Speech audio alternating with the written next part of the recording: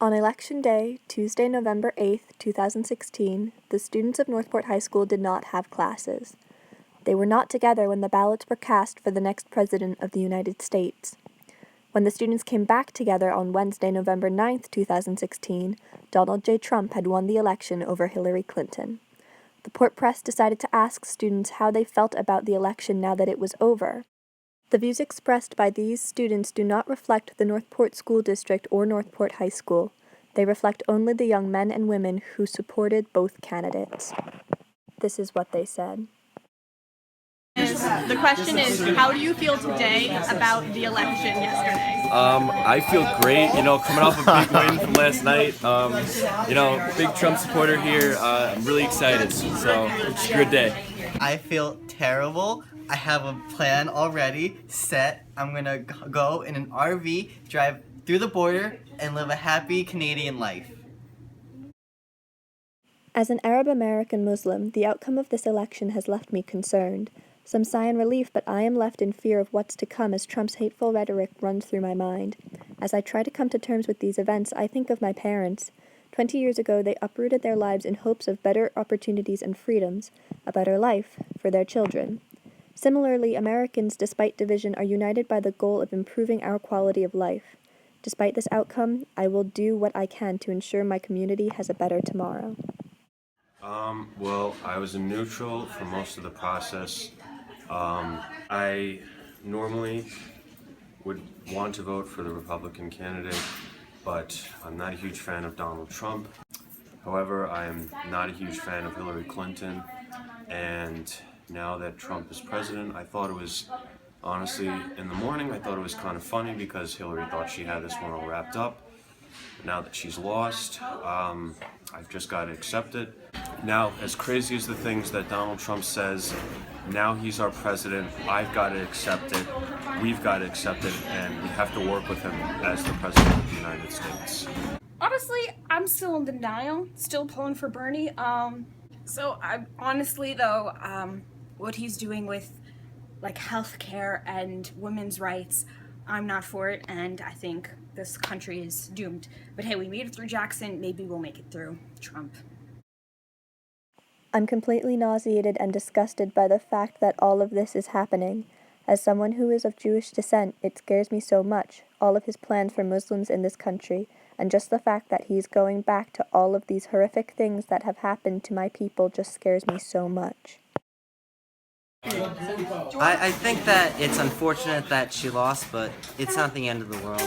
People are overreacting to it. He's going to have a lot of difficulty getting his policies done because of the opposition he faces in Congress, but it's not the end of the world. This is very bad. This is very, very bad. The stock market is crashing. United States, the stock market went down 1,000 points. Our economy, it's bad. Someone just told me California's rioting, trying to become their own country. I don't know if it's true, but it's a problem, okay? It's a problem. I'm very satisfied Trump won the election because I've been campaigning for him for 18 months now. I didn't expect him to win, so this is a good moment for me. I'm still kind of processing it. I've agreed with almost all of his policies, and most of the criticisms about him have been unfounded. I think he's going to make a good president, and most of the outrage is unnecessary. I feel totally safe after the election. I voted for Donald Trump, and I feel like we have nothing to worry about. I know a lot of people are worrying, but with the Constitution, checks and balances, and our democracy in general, I feel like none of us have anything to worry about, and America is going to keep living on as it should.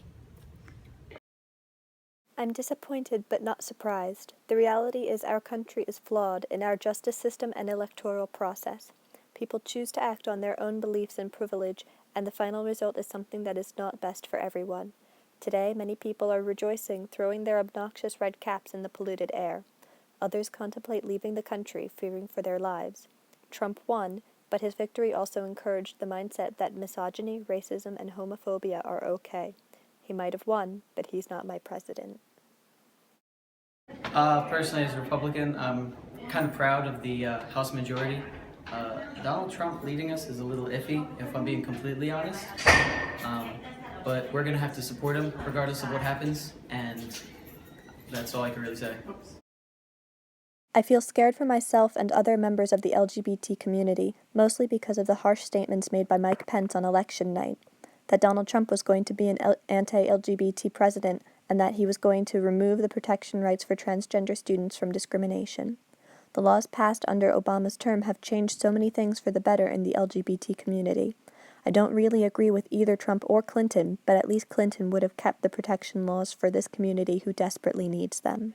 Well, as a Hillary supporter, and I consider myself a feminist, of course I'm upset because I wish it had gone the other way.